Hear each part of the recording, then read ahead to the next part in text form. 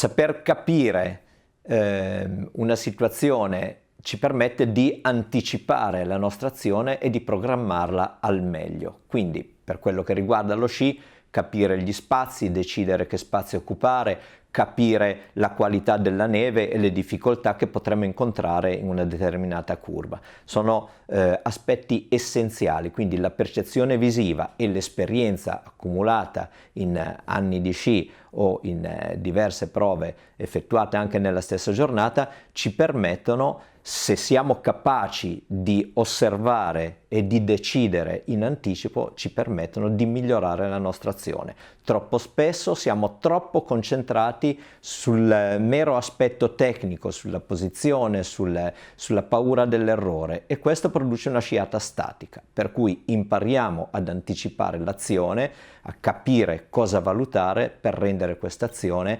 nella nostra mente già ben definita prima ancora di essere eseguita.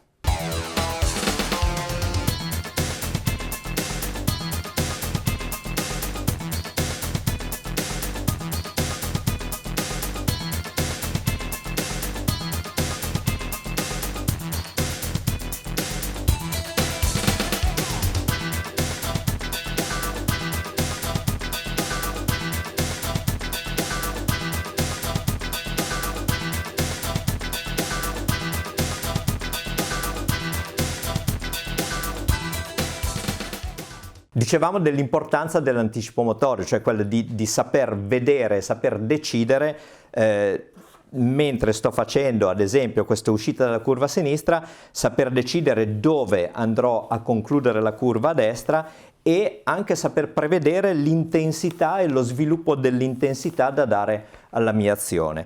Quindi per poter coordinare l'azione e renderla dinamica è assolutamente importante imparare e imporsi di vedere, valutare con anticipo per poter programmare un'azione adeguata. Assolutamente importante, sia che parliamo di sci, ma se pensate anche ad esempio a dover correre su dei punti precisi, mentre vado a cadere su un punto io devo già sapere dov'è l'altro. Devo già sapere dove è l'altro, in modo che mentre sono per aria tra un punto e l'altro posso organizzare l'intensità di appoggio e di rilancio dell'azione. Nello sci è la stessa cosa. Poi vediamo questa curva ampia, quindi c'è una decisione che poi cambia, diventano curve strette, nuovamente apertura.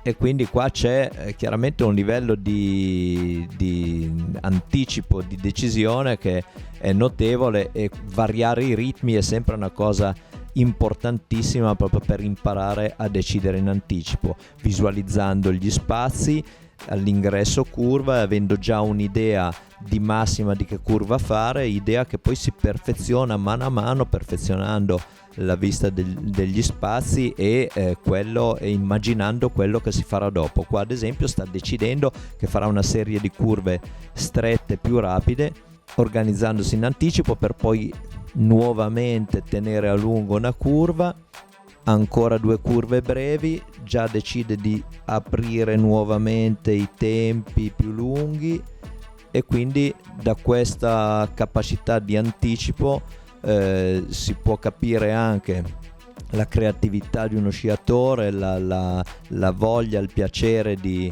variare, di inventare, come se fosse una danza. Tecnicamente, soprattutto poi in percorsi obbligati, diventa fondamentale, importantissimo vedere e capire in anticipo quale sarà l'azione immediatamente successiva. Ecco, vediamo questo passaggio in questo percorso, i ciuffetti con i 3 stretti, apre verso destra, e quindi tutto questo va visto e deciso in anticipo per poter entrare con la massima velocità, tempismo, senza mai ritardare. Lo vediamo ancora seguendo lo sciatore in questo percorso, ed è assolutamente fondamentale. Lo vediamo ancora in questa prova libera di Paolo Malfatto, su un terreno semplice dove si può variare a proprio piacimento e quindi esercitarsi nell'avere una sciata fantasiosa e sempre pronta ai cambi di ritmo.